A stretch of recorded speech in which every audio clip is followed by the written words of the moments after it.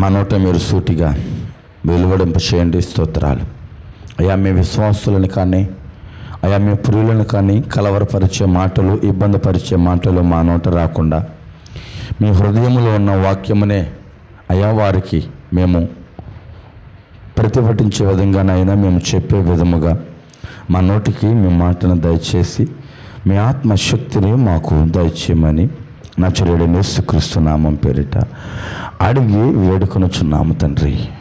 Amen, amen.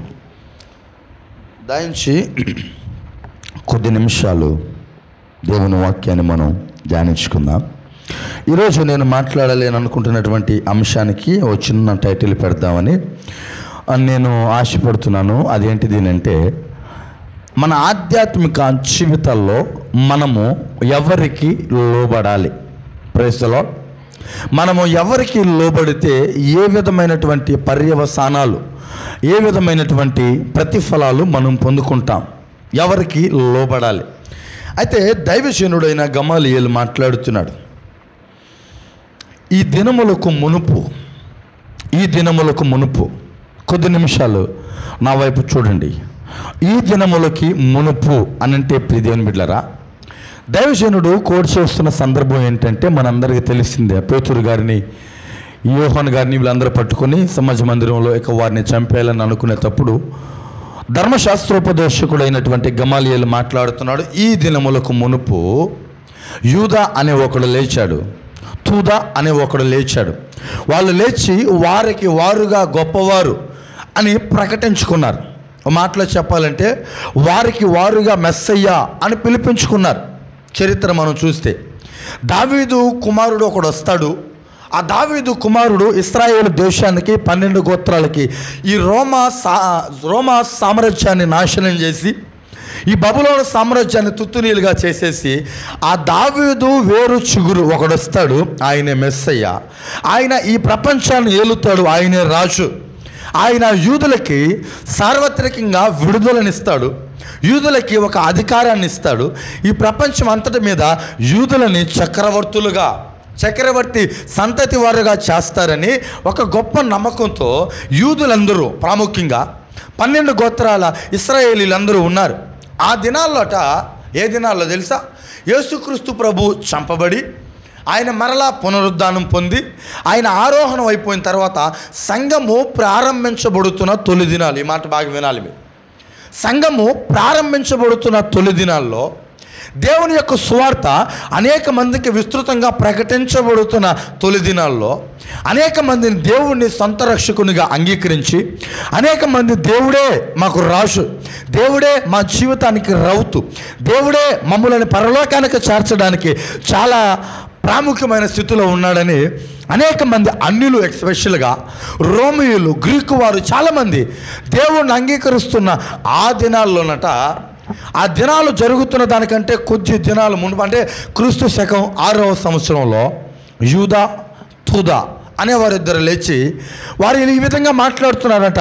మేము చాలా గొప్పవారమే, మాకు దేవుడు చాలా కృపనిచ్చాడు, దేవుని కుమారులమే మేమే, దేవుని సార్వత్రిక సంఘానికి రాజుగా నిలబడడానికి అధికారము దేవుడు మాకే ఇచ్చాడని వారికై వారు గొప్పలు చెప్పుకొని సంఘము మీద, గోత్రాల మీద, రాజుల మీద, అధికారం మీద వారిని వారు హెచ్చించుకున్నారట. ప్రియ దేవుని బిడ్డలారా, అయితే ఇక్కడ నేనేం మాట్లాడాలని అనుకుంటున్నానంటే, వారు హెచ్చించుకున్నారు, వారికి కొందరు లోబడ్డారు.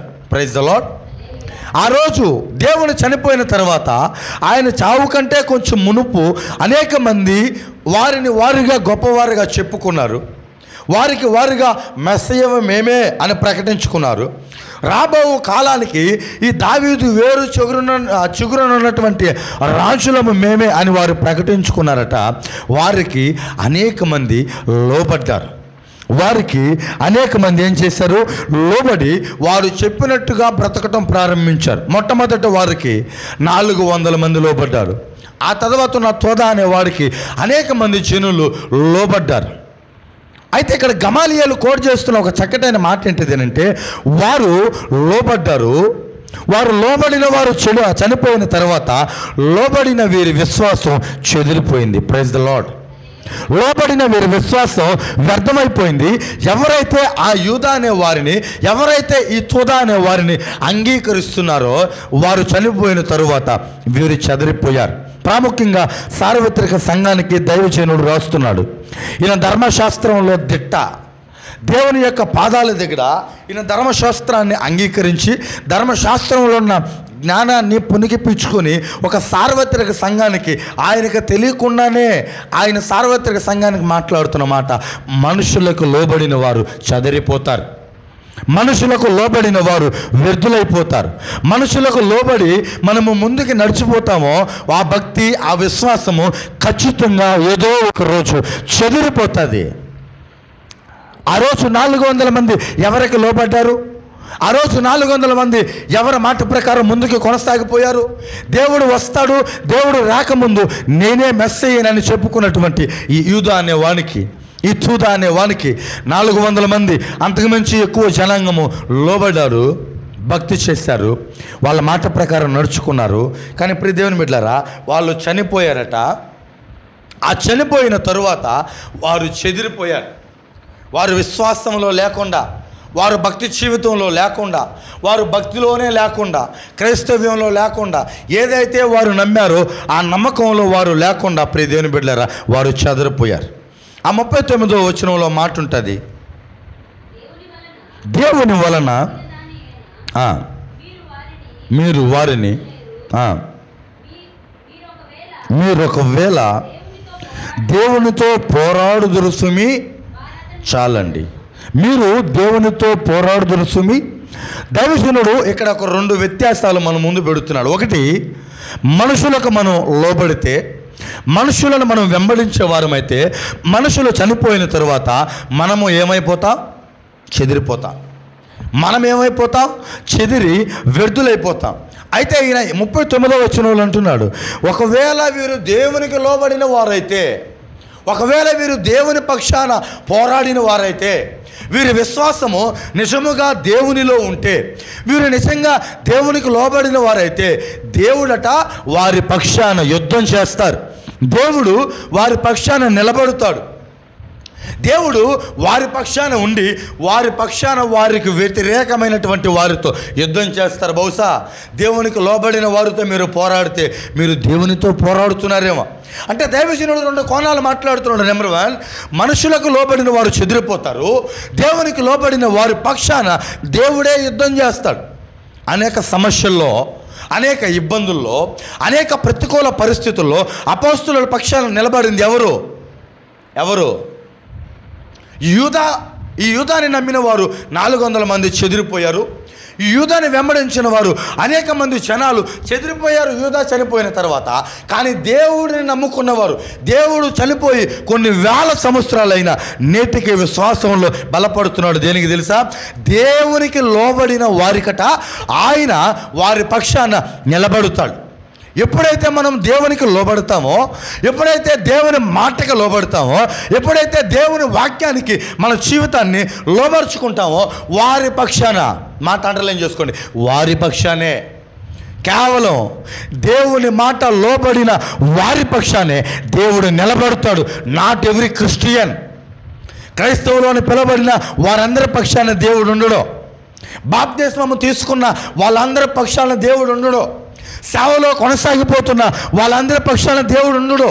కానుకలు ఇచ్చిన వారందరి పక్షాన దేవుడు ఉండడు. ఈ మాటలకు షరతులు వర్తిస్తాయి. దేవునికి లోబడిన వారి పక్షాన, దేవుని మాట ప్రకారం నడిచిన వారి పక్షాన, దేవుడికి తనని తాను అప్పగించుకున్న వారి పక్షాన దేవుడు యుద్ధం చేస్తారు. మీరు బహుశా దేవునితో యుద్ధం చేస్తున్నారేమో సుమి అని ఎవరితో అంటున్నారు తెలుసా? సన్హెడ్రిన్ సభలో, యూదుల సభలో ఉన్న 70 మంది పెద్దలతో మాట్లాడుతున్నారు. ఇదిగో ఒకవేళ యూదాలాగా ఈ మెస్సయ్య దేనికి పనికిరాని వాడైతే, యూదాలాగా ఈ యేసు అని పిలువబడుతున్న వాడు ఏ ఉపయోగకరమైన వార్తలు చేసేవాడు కాదైతే, ఒకవేళ ఇతను దేవుని కాకపోతే ఆ 400 మంది చెదిరిపోయారు. చూశారు, ఆ యూదాన్ని అంగీకరించిన వారు వ్యర్థులైపోయారు కదా, ఈ 12 మంది కూడా చెదిరిపోతారు. బహుశా ఒకవేళ వీరు దేవుడు నిజమైన వాడైతే, ఆ నిజమైన వాడికి వీళ్ళు లోబడితే వీరి పక్షాన ఎవరు యుద్ధం చేస్తారని దైవజనుడు మాట్లాడుతున్నాడు తెలుసా? దేవుడే యుద్ధం చేస్తాడని మాట్లాడుతున్నాడు.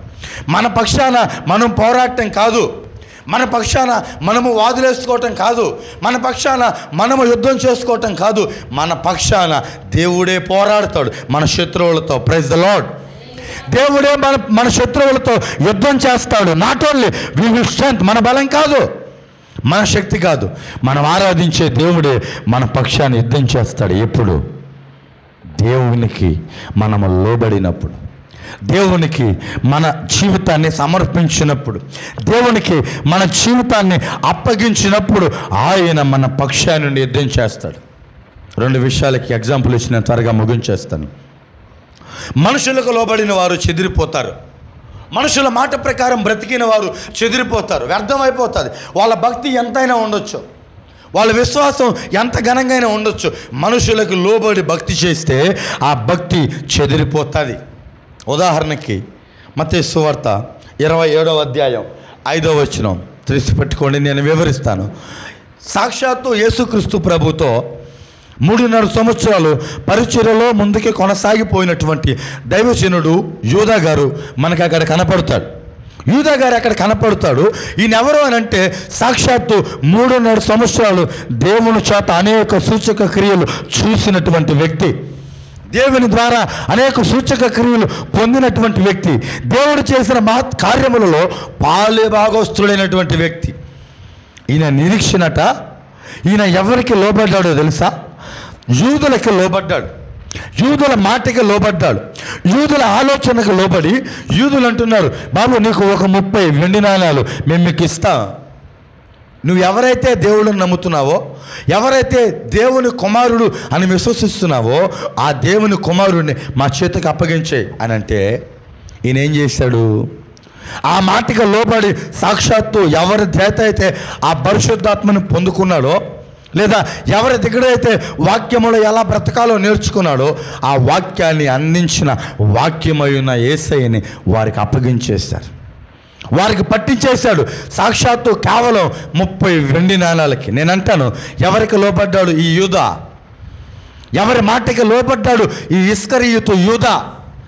30 వెండి నాణాలకి మనుషులు చెప్పిన మాటకి లోబడ్డాడు. 30 వెండి నాణాలకి మనుషులు చెప్పిన మాటకి లోబడి సాక్షాత్తు తనని ఆత్మీయతలో పెంచినటువంటి తన ఆత్మీయ తండ్రిని ఈ శత్రువులకి, ఆ యూదులకి, ఆ సన్హెడ్రిన్ సభ వారికి, దేవుణ్ణి చంపాలి అనే ఆలోచన కలిగిన వారికి దేవుణ్ణి అప్పగించాడు. యూదా వారికి లోబట్టం మూలాన యూదా విశ్వాసంలో నిలబడ్డాడా? ఆ డబ్బు సంపాదించుకున్నాడు, ఆ డబ్బు ద్వారా ఆయన ఏమైనా ఆనందం పొందాడా? సంతోషం పొందాడా? ఏమైనా వృద్ధి పొందాడా? బైబిల్లో మాట ఉంటుంది, ఆ 30 వెండి నాణాలట మరలా యూదుల దగ్గరికి తీసుకొచ్చి అలా పారేసేసి, ఇక ఈ డబ్బు నాకు వద్దండి, ఈ డబ్బు వల్ల నా దేవుడిగా నేను కొలిచినటువంటి మా తండ్రిని నేను అప్పగించేశాను, ఈ 30 వెండి నాణాల వల్ల నాకు మరలా జీవితాన్ని ఇచ్చిన దేవుడు చేపలు పట్టుకునే నా స్థితిని, లేదంటే అనేక మంది చేత తృణీకరించబడిన నా బ్రతుకుని దేవుని యొక్క ధనాగారానికి అధిపతిగా చేసిన ఆ దేవుని మీకు అప్పగించాను, ఈ డబ్బు నాకు వద్దు అని ఆ డబ్బు పారేసి ఆయన చనిపోయాడు. ఆయన జీవితాన్ని ఆయన ముగించుకున్నాడు, ఆయన జీవితాన్ని ఆయన తృణీకరించుకున్నాడు, ఆయన ఉరి పెట్టుకొని చచ్చాడంటే నేను అంటాను, మనుషుల మాట అంగీకరించి మనుషుల మాట ప్రకారం బ్రతికి సంపాదించిన 30 వెండి నాణాల ద్వారా ఆయన జీవితానికి ఏమైనా ఉపయోగం ఉందా? ఆయన జీవితానికి ఏమైనా ఉపయోగం ఉందా? మనుషులను వెంబడించిన వారు చెదిరిపోతారు. మనుషులను వెంబడించిన వారు వాళ్ళ విశ్వాస జీవితం మధ్యలోనే ముగిసిపోతుంది. మనుషుల మాట ప్రకారం బ్రతికిన వారి ఆధ్యాత్మిక స్థితి మధ్యలోనే ముగిసిపోతుంది. నేను అంటాను, ఈరోజు మనం ఎవరి ప్రకారం ఏ మాటకు లోబడుతున్నాం, ఏ మాట ప్రకారం బ్రతకాలి అని మనం ఆశపడుతున్నాం? మన జీవితాల్లో మనిషి మాట ప్రకారం బ్రతకడానికి మనం ఇష్టపడుతున్నావా, లేదా దేవుని మాట ప్రకారం మనం బ్రతకడానికి ఇష్టపడుతున్నావా? ఎవరికి లోబడుతున్నామా ఈరోజు మన జీవితంలో? దేవునికి లోబడుతున్నామా? నిజంగానే దేవుడి మాటకి మన జీవితంలో ప్రాముఖ్యత ఇస్తున్నావా? లేదా మన స్నేహితులు అవ్వచ్చు, లేదా మన బంధువులు అవ్వచ్చు, మనకంటే ఆధ్యాత్మికంగా ఎదిగిన వారు అవ్వచ్చు, వారి మాటకు మనం లోబడుతున్నామా? మనిషి మాటకు లోబడితే, మనిషి మాట ప్రకారం మనం ముందుకు కొనసాగిపోవాలి అని మనం ఆశపడితే మన విశ్వాస జీవితం మధ్యలోనే ముగిసిపోతుంది. Praise the Lord. ఈరోజు క్రైస్తవ జీవితంలో చాలామంది విశ్వాసులు చేసే పని ఏంటిది అంటే, నాకంటే కొంచెం అనుభవంలో లేదా భక్తిలో సీనియర్ అయితే ఇక వాక్యం ఏం చెప్తుందో కూడా పట్టించుకోరు. మా పాస్టర్ గారు చెప్పారండి, మా దైవజనులు చెప్పారండి, లేదా మా పాస్టర్ గారు చెప్పారండి, నాకంటే ఇతనికి చాలా అనుభవం ఉన్న భక్తులు ఈమె చెప్పారు, ఇది చేయొచ్చంట కదా. జాగ్రత్త. మనుషులకు లోబడిన వారమైతే మన విశ్వాస జీవితం మధ్యలో ముగిసిపోతుంది.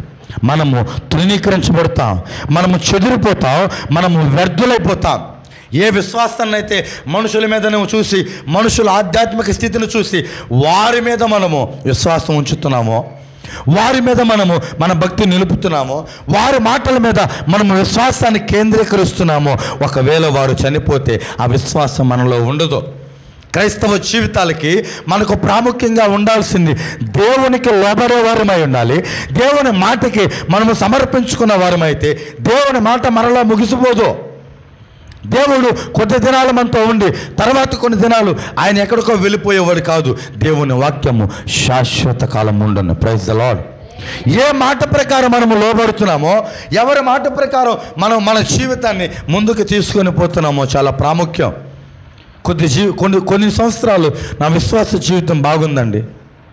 కొద్ది దినాలు చాలా భక్తి చేశాను, ప్రార్థనలో ఎదిగాను, వాక్యంలో ఎదిగాను, ఆత్మలో ఆనందించాను, లేఖనాన్ని ఇష్టపడ్డాను. మరి ఏమైందో ఏమో ఈ మధ్య అసలు భక్తి చేయడానికి నాకు ఇష్టం అనిపించట్లేదండి. కొంతమంది మాట్లాడే మాటలు, వాక్యం వినాలన్నా, వాక్యం చదవాలన్నా ఇంట్రెస్ట్ రావట్లేదనండి అని చాలామంది అంటారు. దేనికి తెలుసా? మనం ఎవరినైతే మోరల్గా పెట్టుకున్నామో, ఎవరైతే మనకు ఒక నీతిగా మనం పెట్టుకొని వారికి మనల్ని లోపరుచుకున్నామో, వారి విశ్వాసంలో పడిపోయారనుకోండి, వారి ద్వారా నేర్చుకున్న ఎథిక్స్, మారల్స్, ఆ భక్తి మన దగ్గర నుంచి చెదిరిపోతుంది. ఈ చెదిరిపోయే వారిని దేవుడు అలాగే చూస్తూ ఉంటాడు. ఈ భక్తిలో లేకుండా మనుషులకు లోబడిన వారి మాటల ప్రకారం, మనుషుల మాట ప్రకారం నివసించి వాళ్ళ చేతులారా వారు చేసుకున్నటువంటి ఆ నష్టంలో కూరుకుపోతుంటే దేవుడు, నేను అంటాను, అలాగే చూస్తుంటాడు. ఎందుకు తెలుసా? తనకు లోబడిన వారి పక్షాన దేవుడు యుద్ధం చేస్తాడు. మనుషులకు లోబడిన వారి పక్షాన దేవుడు ఎన్నటికీ ఆయన ఏం చేయడు, దానిని పూసుకోవడం మాటలో చెప్పాలంటే దాన్ని ఆయన అంగీకరించుడు, దాన్ని అసలు ఆయన అనుమతించుడు. ఉదయకాల సమయంలో ప్రియ దేవుని బిడ్డలారా, మన జీవితంలో మనము ఎవరి మాటకి లోబడుతున్నాం, that was most important thing in every Christian life. నీ జీవితంలో ఎవరి మాట పై స్థాయిగా ఉంది? అది నీ మాట ప్రకారం నువ్వు వెళ్తున్నావా, లేదా నీ తల్లిదండ్రుల మాట ప్రకారం వెళ్తున్నావా, నీ సేవకుల మాట ప్రకారం వెళ్తున్నావా, లేదా నీ స్నేహితుల మాటకి నువ్వు లోబడుతున్నావా? యాజ్ ఏ క్రిస్టియన్ లైఫ్ దేవుడు మాట్లాడుతున్నాడు. నువ్వు దేవునితో లోబడితే నీ పక్షాన దేవుడే యుద్ధం చేస్తాడు. దేవునికి లోబడితే దేవుడే మన పక్షాన్ని ఏం చేస్తాడు? యుద్ధం చేస్తాడు. దేవునికి లోబడిన వారి పక్షాన యుద్ధం చేయరు. కానీ ఎవరైతే దేవుని మాటకి లోబడకుండా ఉంటారో వాళ్ళ జీవితం ఏమైపోతుందని దైవజనుడు మాట్లాడుతున్నాడు. చెదిరిపోతుంది, వ్యర్థమైపోతుంది, దేనికి పనికిరాదు. అనేక మంది సేవకులను వెంబడించిన గొప్ప గొప్ప జూనియర్ పాస్టర్లు ఉన్నారు చాలామంది. వాళ్ళ ఆత్మీయ సేవకులు చనిపోతేనో, వాళ్ళ ఆత్మీయ సేవకులు సేవలో లేకుండా నాశనం అయిపోతేనో, వాళ్ళని వెంబడించిన వారు, వారికి లోబడిన వారు వారి కోణంలోనే సేవలో లేకుండా లేరు. ప్రియ దేవుని బిడ్డలారా, మనము దేవుణ్ణి వెంబడించిన వారమైతే దేవుడే మన పక్షాన్ని యుద్ధం చేస్తాడు. మనం మనుషులను వెంబడించిన వారమైతే ఖచ్చితంగా మన విశ్వాసం చెదిరిపోతుంది. నో మ్యాటర్ ఎన్ని సంవత్సరాల నుంచి మీరు భక్తి చేస్తున్నారో, ఎన్ని సంవత్సరాల నుంచి మీరు దేవునిలో ఉన్నారో నాకు తెలియదు. కానీ ఈ ఉదయకాల సమయంలో దేవుడు మాట్లాడుతున్నాడు. బహుశా మీరు వ్యర్థమైపోవడానికి, మీరు బాధలు పడడానికి, మీరు శోధనలు అనుభవించడానికి బహుశా మీరు మనుషులను వెంబడిస్తున్నారేమో, మనుషుల యొక్క జ్ఞానాన్ని వెంబడిస్తున్నారేమో, మనుషుల మాట ప్రకారం మీరు బ్రతుకుతున్నారేమో. మా ఇంటి పక్కన వారు ఇలా చెప్పారండి, మా ఇంటి పక్కన ఉన్నటువంటి ఆమె అలా చెప్పింది, లేదా మా పిల్లలు ఈ రీతిగా మాట్లాడుతున్నారని మనిషి మాటకి లోబడితే ఖచ్చితంగా మనం చెదిరిపోతాం. కానీ దేవుడు మన పక్షాన చేరి యుద్ధం చేస్తారు అంటే, ఎవరి పక్షాన చేరి యుద్ధం చేస్తారు అని అంటే దేవుని మాటకి లోబడిన వారి పక్షాన. అపోస్తలులు చేసింది అదే. వారి మాటలు తృణీకరించారు, వాళ్ళ ఆలోచన త్రోసివేశారు. ఇక నాకంటూ నేను ఉన్నాను అని అంటే అది కేవలము దేవుడి వాక్యాన్ని ప్రకారం నేను బ్రతకటానికి, ఆ వాక్యము అనేక మందికి ప్రకటించడానికన్నా తీర్మానంలో వారు బ్రతికారు కాబట్టి, వారిని వారు దేవునికి లోపరుచుకున్నారు కాబట్టి, అపోస్తుల మీదకు వచ్చిన ప్రతి శ్రమ నుంచి దేవుడే వారిని విడిపించారు. చెరసాలలో పౌలు శిలల గారు ఉన్నప్పుడు స్తోత్రాలు చెల్లించిన వెంటనే పౌలు ఉన్నటువంటి ఆ యొక్క చెరసాల పునాదులు అదిరాయి. దేనికి? దేవుడికి వారు లోబడ్డారు. దేవుడి మాట ప్రకారం వారు బ్రతకడానికి ప్రేరేపించబడ్డారు కాబట్టి దేవుడే వారి పక్షాన్ని యుద్ధం చేశారు.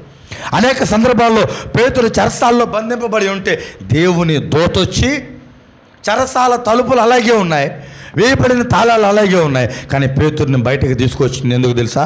దేవుడు వాక్యము ద్వారా, లేదా దేవుడికి పేతురు లోబడ్డాడు. దేవునికి పేతురు లోబడి ఆయన మాట ప్రకారం బ్రతకడం ద్వారా ఇప్పుడు పేతురు పక్షాన దేవుడే యుద్ధం చేస్తాడు. Praise the Lord. ఈరోజు నా ప్రియ సహోదరి సహోదరులారా, దేవుని మాటకి లోబడితే ఆయన మన పక్షాన్ని యుద్ధం చేస్తాడు. దేవుడి మాటకి మనం లోబడకుండా మనుషుల మాటకి లోబడితే ఇస్కరియోతు యూదా చెదిరిపోయినట్లుగా, ఆయన మధ్యలో చనిపోయినట్లుగా మనము మన భక్తి జీవితంలో చెదిరిపోతాం. మనము మన ఆధ్యాత్మిక స్థితిలో చెదిరిపోతాం. మనము మన ప్రతి పరిస్థితుల్లో చెదిరిపోయే వారంగా ఉంటాం మనము మనుషుల మాట ప్రకారం బ్రతికితే. అయితే దేవుడి మాట ప్రకారం బ్రతికితే ఆయన ఏ రీతిగా ఆయన ప్రజల పట్ల యుద్ధం చేస్తాడో మనందరికీ తెలిసిన భాగమే. దానియేలు గ్రంథం ఒకసారి రండి అందరూ. దానియేలు గ్రంథం 3వ అధ్యాయం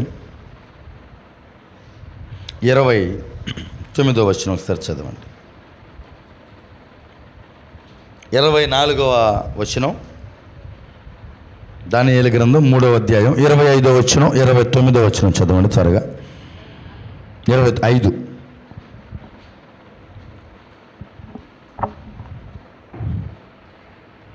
దానియేలు గ్రంథం 3వ అధ్యాయం 25వ వచనం, 29వ వచనం.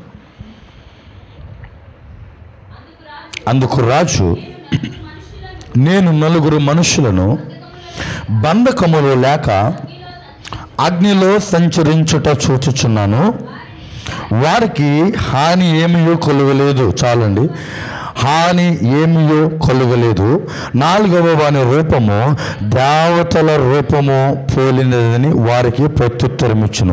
ఇప్పుడు 29వ వచనం చదవండి. కాగా నేను ఒక శాస్త్రము నియమించుచున్నాను, ఏదనగా ఇవ్విధముగా రక్షించుటకు సమర్థుడగు దేవుడుగాక మరి ఏ దేవుడునో లేడు. కాగా ఏ జనులలోని రాష్ట్రములో కానీ ఏ భాష మాట్లాడు వారిలో కానీ షడ్రకును మేషకు అబేద్నెగో అను వారి దేవుణ్ణి ఎవరు దూషించునో వాడు తుత్తునీయులుగా చేయబడుదురని వాని ఇల్లు ఎల్లప్పుడూ పెంట కుప్పగా ఉండినని చెప్పాను. చాలండి. దేవుడు మాటకి లోబడిన వాని జీవితము, దేవుని మాటకి ఆయనని వారు అప్పగించుకున్నటువంటి వారి పరిస్థితి ఎలా ఉంటుందనంటే, ఒకవేళ వారికి కొన్ని శ్రమలు వచ్చినా, వారికి కొన్ని ఇబ్బందికర వాతావరణంలో ముందుకి కొనసాగిపోవలసిన అపరిస్థితి వచ్చినా కానీ, దేవుని బిడ్డలారా, ఎవరైతే దేవుడి వాక్యాన్ని ప్రకారం నడుచుకుంటారో, ఎవరైతే దేవునికి అప్పగించుకుంటారో వారి పక్షాన దేవుడే యుద్ధం చేస్తాడని మనం అపోస్తుల కార్యంలో చదివాం కదా. ఇప్పుడు ఆ మాటకి అనుకూలంగా ఇక్కడ దైవజనుడు దానియేలు గారి జీవితంలో మనం చూస్తున్నది ఏంటిది అంటే, వారు అగ్నిగుండంలో షడ్రకు మెషకు అబేద్నెగో అగ్నిగుండంలో ఉన్నప్పుడు 4వ వాడు వారి మధ్యలో సంచరించుచున్నాడు. 4వ వాడు వారి మధ్యలో ఏం చేస్తున్నారు? సంచరిస్తున్నారు. వాడి ముఖం అనగా ఆ 4వ వాని ముఖము దేవ దూతలకి పోలిన ముఖము వలె ఉన్నదని సాక్షాత్తు ఎవరైతే అగ్ని గంధకములో వేశారో వారే వారి గురించి సాక్ష్యం ఇస్తున్నారు. బాగా ఆలకించండి. మనుషులకు లోబడితే మనము చెదిరిపోతాం, కానీ దేవునికి లోబడితే ఆయన మన పక్షాన యుద్ధం చేస్తాడు. ఆయన మన పక్షాన మన శత్రువులతో యుద్ధం చేస్తాడు. నేను అంటాను, లోపడటం అంటే ఏంటి? దేవునికి లోబడటం అంటే ఏంటి? ఏంటమ్మా దేవునికి లోబడటం అంటే ఏంటి? అసలు ప్రస్తుతపు నూతన కాలంలో, ఈ నూతన మినిస్ట్రీలో దేవుణ్ణి ఏ విధంగా పోల్చబడింది? దేవుణ్ణి ఏ విధంగా పోల్చబడింది? దేవుడికి లోబడటం అంటే ఏంటి? మనుషులకు లోబడితే మనం చెదిరిపోతాం. మనుషుల మాట ప్రకారం మనం భక్తి చేస్తే మనము చెదిరి వ్యర్థులైపోతాం. అయితే దేవునికి మనం లోబడితే దేవుడే మన పక్షాన యుద్ధం చేస్తాడు అని అంటే దేవునికి లోబడటం అంటే ఏంటి? రూపాయల క్వశ్చన్ ఇది. దేవునికి లోబడటం అంటే ఏంటి? అసలు దేవుడు అంటే ఎవరు? మనం ఆరాధించే మన నమ్మకంలో దేవుడు అంటే ఎవరు? న్యూ టెస్టిమెంట్ ప్రకారం దేవుడు ఎవరు? వాక్యమే దేవుడు కదా. యోహాను సువార్త 1:1 ఆ వాక్యమే దేవుడై ఉండెను. బాగా ఆలకించండి. దేవునికి లోబడిన వారి పక్షాన ఆయన యుద్ధం చేస్తాడంటే ఎవరైతే వర్డ్ ఆఫ్ గాడ్, దేవుని వాక్యానికి లోబడతారో, ఎవరైతే దేవుని మాటకి లోబడతారో, ఎవరైతే దేవుని మాట ప్రకారం బ్రతకాలని ఆశపడతారో వారి పక్షాన దేవుడు యుద్ధం చేస్తారు. ఇక్కడ ఈ ముగ్గురు చేసిన పని అది కదా. ఆజ్ఞలలో ప్రథమమైన ఆజ్ఞ, ఏ విగ్రహానికి మీరు సాగిలు పడకూడదని దేవుడు ఆజ్ఞ పెడితే, ఆ ఆజ్ఞ అంటే దేవుని వాక్కు, ఆ దేవుడు ఉన్నాడు కాబట్టి ఇప్పుడు ఆ వాక్యాన్ని వీళ్ళు శిరసా పాటిస్తున్నారు. ఒకవేళ మేము చనిపోవడానికైనా సిద్ధపడతాం, ఒకవేళ మేము ఈ అగ్నిలో పడి చచ్చిపోవడానికైనా సిద్ధపడతాం. మేము మట్టికి మీ విగ్రహాన్ని మొక్కం, మేము వారికి ఈ ఆజ్ఞను త్రప్పం. ఈ లేఖనంలో ఏదైతే మాకు ఇచ్చాడో ఈ ఆజ్ఞని త్రప్పి మేము ఏది చేయముగాక చేయం. వారు తీర్మానం చేసుకున్నారు. దేనికి తెలుసా? వారు దేవునికి లోబడ్డారు. వారు తీర్మానం తీసుకున్నారు, చనిపోవడానికైనా సరే మేము వెనుతీయమని. దేనికి తెలుసా? వారు దేవునికి లోబడ్డారు. మనుషులకు లోబడితే మనిషి చెప్పిన ప్రతి పని మనం చేస్తాం. దేవుడికి లోబడితే దేవుని ఆజ్ఞ ప్రకారం మనం బ్రతకగలగాలి. దేవుడి వాక్యము ప్రకారం మనం బ్రతకగలగాలి. వాళ్ళు అన్నమాట అదే. ముగ్గురు యవ్వనస్తులు నేను చంపేస్తామనంటే వాళ్ళు అంటున్నారు చాలా తీవ్రంగా, మా దేవుడు మమ్ములని ఈ మండిచున్న ఈ వేడిమి గల ఈ అగ్ని గుండంలో నుంచి తప్పించడానికి ఆయన సమర్థుడు. ఒకవేళ ఆయన తప్పించకపోయినా పర్వాలే, ఒకవేళ ఆయన మమ్మల్ని విడిపించకపోయినా పర్వాలే, నువ్వు పెట్టిన ఈ విగ్రహానికి మేము మొక్కం. ఎందుకు తెలుసా? మేము నమ్మిన మా నమ్మకానికి ఇది వ్యతిరేకం. మేము నమ్మిన మా నమ్మకానికి ఇది వ్యతిరేకం. మేము దేవునికి లోబడిన వారమే. ఇక బ్రతికేది మేం కాదు, దేవుడికి మమ్మల్ని మేము అప్పగించుకున్నాం. మేము తినినా, మేము తాగినా, మేము ఏం చేసినా అది దేవుని వాక్యానికి మహిమ రావాలి. ఒకవేళ మమ్మల్ని చంపేస్తావా, చంపేసుకో, ఇక మేము బ్రతకాల్సిన అవసరం లేదు. ఎందుకంటే I am committed to Jesus, I am committed to word of God. దేవుడి వాక్యానికి నేను సిద్ధపడిపోయినాను, ఆయన వాక్యానికి నన్ను నేను అప్పగించుకున్నాను. ఇక ఈ లోకంలో బ్రతికినా, ఈ లోకంలో చనిపోయినా నాకంటూ వచ్చేది ఏమీ లేదు అనే తీర్మానం మనకు రావాలి. వారి పక్షాన మాత్రమే దేవుడు యుద్ధం చేస్తాడు. వారి పక్షాన మాత్రమే దేవుడు యుద్ధం చేసి వానికి శత్రువుగా ఉన్న వారిని తల చితక కొడతాడు. Praise the Lord. ఎందుకంటే అనేక సందర్భాల్లో మనం బాధపడాల్సి వస్తుంది. ఎందుకంటే అనేక సందర్భాల్లో మనం ఇరుక్కోవాల్సి వస్తుంది కొన్ని విధములైన శోధనల్లో. దేవుడు వాక్యం మనకు తెలుసు. దేవుడు వాక్యానికి లోబడిన వారి పక్షాన ఆయన యుద్ధం చేస్తాడని తెలిసిన ఆయన వాక్యానికి మనం లోబడం. మనం మనుషులకు లోబడే వారంగా ఉన్నాం. నేను అంటాను ఈ మాట, అందరూ నా వైపు చూడండి. ఈరోజు మీ పరిస్థితుల్లో మీరు బాధపడడానికి గల కారణం మీ చేతులారా మీరు చేసుకుందని 3 వారాలుగా దేవుడు మాట్లాడుతున్నాడు. బహుశా మీరు ఏ దాన్ని బట్టి బాధపడుతున్నారు? మీరు మనుషులకి లోబడిన వారైతే చెదిరిపోతారు, నో డౌట్ అబౌట్ దట్. మీరు మనుషులకి లోబడిన వారైతే చెదిరిపోతారు. సాక్షాత్తు యేసుక్రీస్తు ప్రభువుతో 3.5 సంవత్సరాల పరిచర్యలో పాలిభాగస్తు చేసినటువంటి ఆ ఇస్కరియోతు యోదాయ చెదిరిపోయాడు. మనం ఎంతండి? ఆదివారం ఒక్క పూట వచ్చి 1 గంట సేపు వాక్యం విని వెళ్ళిపోయేవారం. మనం చెదిరిపోమా? ఆయన మన పక్షాన్ని యుద్ధం చేయాలంటే ఆయన వాక్యము ప్రకారం బ్రతకగలిగితే ఈరోజు మన క్రైస్తవ జనాంగానికి, క్రైస్తవ ప్రపంచానికి మారలు ఎవరో తెలుసా? మనం భారతదేశంలో బ్రతుకుతున్నాం. మనకు ఈ లోక సంబంధమైన చట్టం ఒకటి ఉంది, కానీ మనం బైబిల్ ప్రకారం బ్రతుకుతున్నాం. మనకు బైబిల్ ఒక చట్టాన్ని ఇచ్చింది. అదే దేవుని ఆజ్ఞలు, అదే దేవుని వాక్యము, అదే దేవుని లేఖనము. ఈ బైబిల్లో పుట్టిన ప్రతి మాట మనిషి ఇచ్చను బట్టి వచ్చింది కాదు, మనిషి కోరికను బట్టి వచ్చింది కాదు. మీరు ఇలా బ్రతకాలి అని వాక్యం చెప్పిందంటే అలా బ్రతకాలంతే, అలా బ్రతకాలంతే. ఎందుకంటే ఇది దేవుని నోట నుంచి వచ్చిన వాక్యము, ఇది దేవుని నోట నుంచి వచ్చిన మనకు ఒక వాగ్దానము. దీని ప్రకారం బ్రతికిన వానికే వారి పక్షాన ఆయన నుండి యుద్ధం చేస్తాడు. వాని పక్షాన ఆయన నుండి యుద్ధం చేస్తారు. వీరికి వచ్చింది ఒక శ్రమ. మీరు విగ్రహానికి మొక్కాలన్నారు, కానీ వీళ్ళకి వాక్యం తెలుసు. వాక్యాన్ని అంగీకరించిన బిడ్డలుగా వీళ్ళు ఉన్నారు. వీళ్ళు మాట్లాడుతున్న మాట, చంపేస్తావా చంపేసుకో, చంపేస్తావా చంపేసుకో. దేవుని వాక్యానికి మేము లోబడ్డాం. దేవుడు వాక్యం ప్రకారం మేము బ్రతకడానికి మేము సిద్ధపడ్డాం. దేవుడు వాక్యమే మాకు ప్రాముఖ్యమైన దేవుని సన్నిధిలోకి వచ్చి అనుదినము దేవుడిని ఆరాధిస్తున్నాం. చంపేస్తావు చంపేసుకోనంటే ఇప్పుడు వారి పక్షాన దేవుడు నిలబడ్డాడు 4వ వాడిగా. కొన్ని శ్రమలు క్రైస్తవ జీవితాలకు వస్తాయి. మనం నిలబడితే అది బంధువుల దగ్గర నుంచి రావచ్చు, స్నేహితుల దగ్గర నుంచి రావచ్చు. మేము చేస్తున్నాం కదా భక్తి, మేము చేస్తున్నాం కదా ఆరాధన, మేము తినటం లేదా, మేము త్రాగటం లేదా, మేము లోకంలో జీవించటం లేదా అని అనేక మంది మనల్ని ప్రేరేపిస్తారు. ఈ దినములకు మునుపు చాలామంది బ్రతికారు, క్రైస్తవులుగా నామకార్థమైన జీవితం బ్రతికారు. వారికి మనం లోబడ్డామో, ఆ భక్తి జీవితానికి మనము లోబడ్డామో, వారు పెద్ద సేవకులు కావచ్చు, పెద్ద సంఘాలు కట్టిన వారు కావచ్చు. ఆధ్యాత్మిక స్థితిలో శగలేని వారి పక్షాన మనం నడిస్తే, ఆధ్యాత్మిక స్థితిలో బలము లేనటువంటి వారి జీవితాల్లో మనం లోపడితే, వారు చచ్చిపోయారో, వారు చెడిపోయారో, ఏ విధంగా వారు నాశనం అయిపోయారో అదే విధమైనటువంటి ఆ నాశనం మనకు దేవుడు ఇస్తాడు. ఎందుకు తెలుసా? మనము దేవుని వాక్యానికి లోబడాలి, దేవుని మాటకు లోబడాలి, దేవుని యొక్క వాగ్దానాలకు లోబడాలి, ఆయన యొక్క కృపకు లోబడాలి, ఆయన యొక్క చిత్తానికి లోబడి మనం బ్రతకాలి. అప్పుడే మన పక్షాన దేవుడు యుద్ధం చేస్తాడు. ఈ 3 పక్షాన దేవుడు యుద్ధం చేస్తాడు.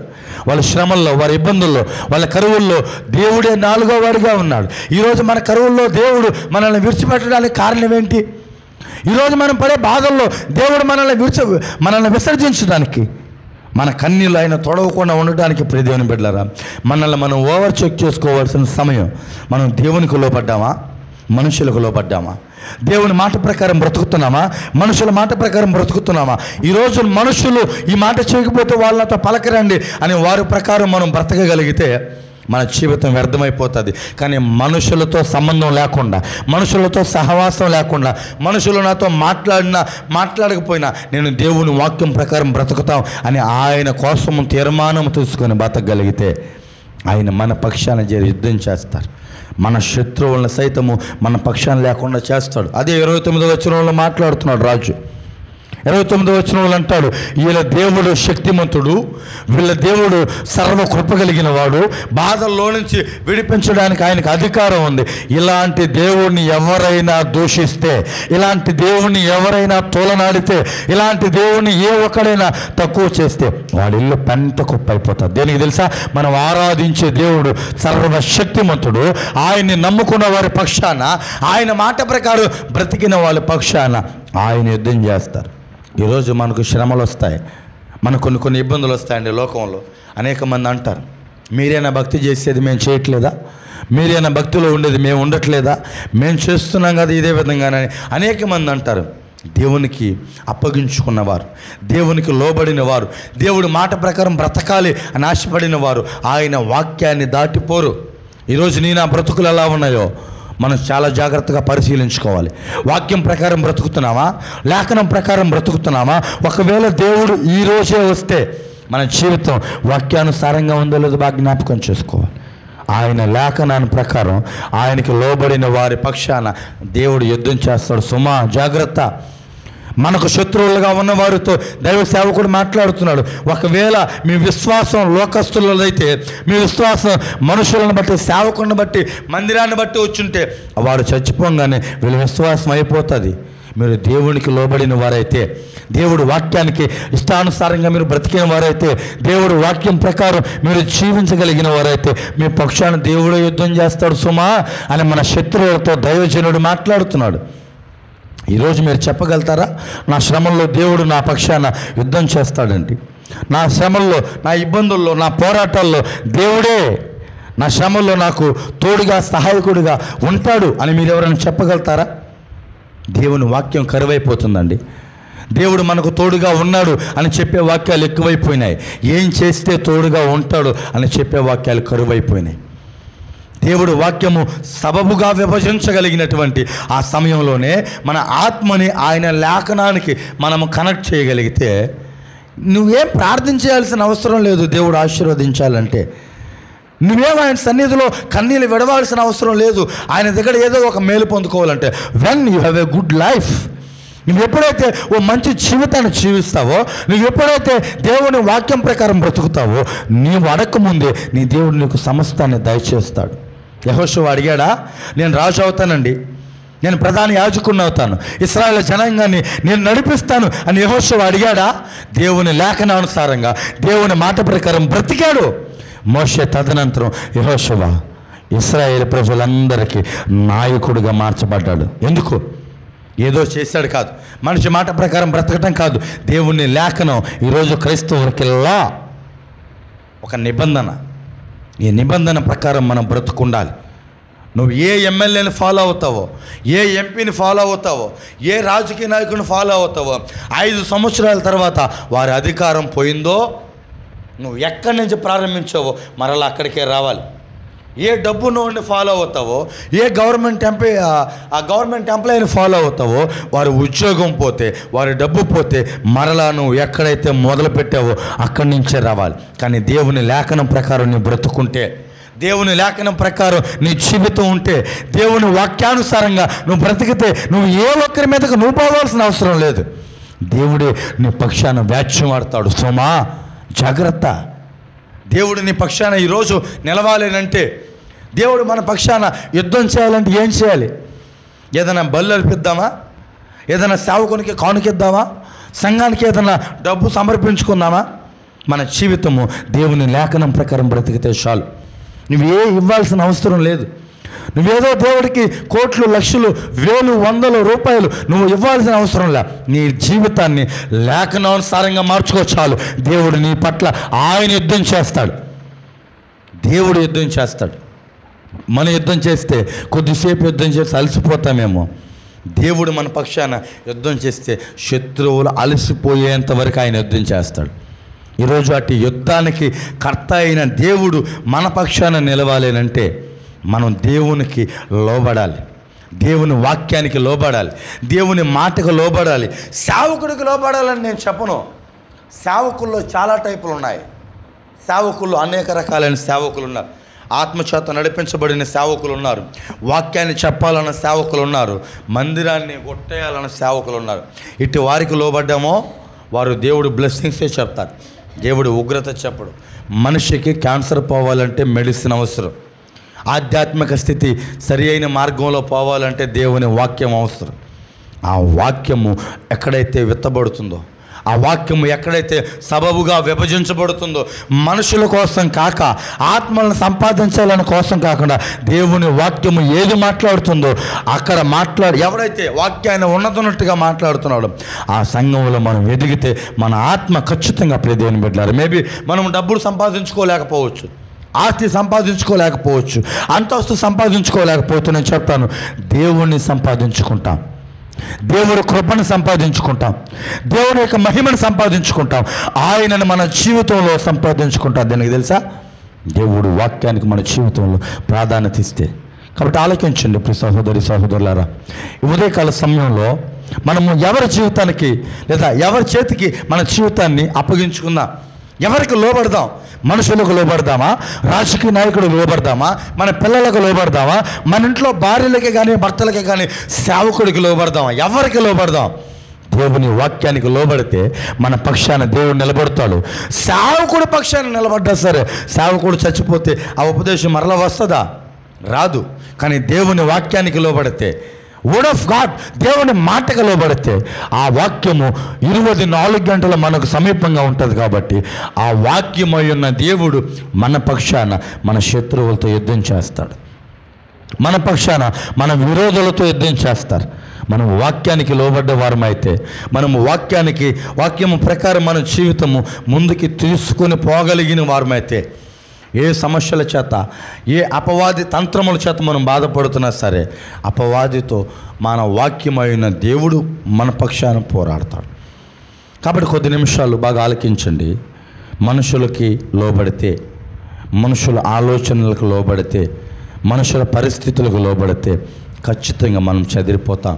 ఎక్కడ చెదిరిపోతాం కదా, ఈ లోకంలో చెదిరిపోతామని కాదు వాక్యం చెప్పేది. ఈ లోకంలో ధన సంబంధంగా, ఆరోగ్య సంబంధంగా, ఆస్తి సంబంధంగా చెదిరిపోతామని కాదు దేవుని వాక్యం సెలవిస్తుంది. బహుశా మనుషుల ఆలోచనకు మనం లోపరుచుకుంటే, మనుషుల జ్ఞానానికి మనం అప్పగించుకుంటే ఈ లోకంలో అన్నీ రావచ్చు. కానీ దేవుని రాకడ వచ్చినప్పుడు ఎత్తబడే గుంపులో మనం లేకుండా అప్పుడు చెదిరిపోతాం. అప్పుడు మన భక్తి వ్యర్థమైపోతుంది. ఇన్నేళ్ళు మనం చేసిన ప్రార్థన, ఇన్నేళ్ళు మనం చేసిన భక్తి, ఇన్నేళ్ళు మనం ఇచ్చిన కానుక వ్యర్థమైపోతుంది. మనిషి ఆలోచన ప్రకారం మనం నడిస్తే అప్పుడు మన పక్షాన దేవుడు మాట్లాడాలి అంటే వాక్యము ప్రకారం మనం బ్రతికి ఉంటే ఆయన తండ్రి అయిన దేవుడితో మాట్లాడతాడు. ఈయన వాక్యము ప్రకారం బ్రతికాడు, ఈయన నా కుమారుడు, ఈయన నా కుమార్తె, ఈయన పరలోకానికి మీరు ఆహ్వానించాలని తండ్రి అయిన దేవుడితో దేవుడే యేసుక్రీస్తు ప్రభు మాట్లాడతాడు. కాబట్టి ఈరోజు మన జీవితాలు ఒకవేళ ఎంతవరకు మనుషులను బట్టి మనం నడుచుకుంటున్నామేమో, మనల్ని మనం మనుషులకి అప్పగించుకుంటున్నామేమో దేవుడు అంటున్నాడు గమాలియేలు ప్రవక్త ద్వారా.